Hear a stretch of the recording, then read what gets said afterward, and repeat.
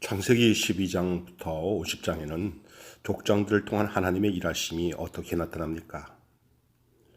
아브라함, 이삭, 야곱, 요셉 이 네 명의 족장들의 이야기가 등장합니다. 네 명의 족장 이야기를 통해서 하나님의 구속 이야기를 계시하고 있습니다.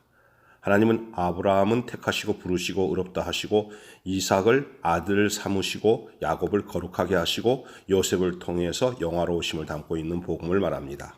그러므로 창세기 12장에서도 50장은 하나님의 구속의 역사를 각 인물을 통해서 보여주신 것입니다. 성경은 예수 그리스도를 통해 구속의 역사를 담아놓은 계시의 책입니다. 따라서 성경은 족장, 다시 말해서 인간들의 행위나 도덕적인 삶을 이야기하는 것이 아니라 족장들을 인도하시고 다루어 가시는 하나님의 은혜를 말하는 것입니다. 여기서 성경을 보는 관점이 두 가지로 나누어지죠. 첫째는 인간의 관점에서 성경을 보고 해석하는 것입니다. 둘째는 하나님의 관점에서 성경을 보고 해석하는 방법입니다. 전자는 성경을 인본주의적 관점에서 관찰하고 해석하는 방법이고요. 그래서 성경 인물들의 행위나 도덕적인 삶을 신앙으로 본받자. 그리고 우리도 그렇게 살아야지라고 주장합니다. 후자는 성경의 인물들의 행위나 윤리적인 삶이 아니라 그들의 그런 삶을 살도록 인도하시고 주관하시는 하나님의 은혜를 관찰하고 해석하는 것입니다.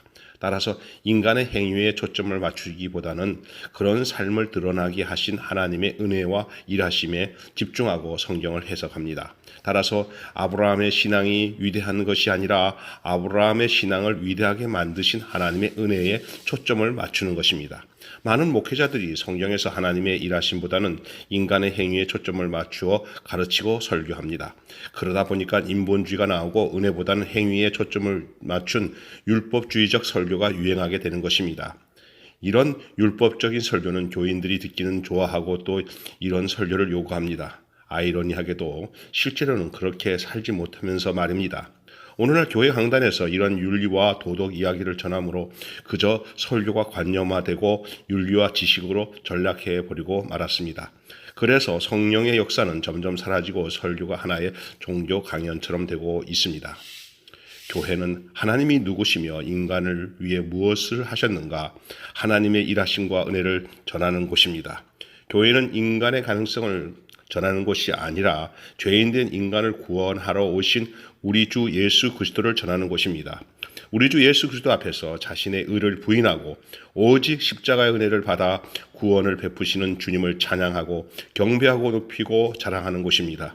이렇게 교회는 죄인들이 모여 회개하고 그리스도를 주로 섬기는 주님의 몸에 연합된 지체들입니다.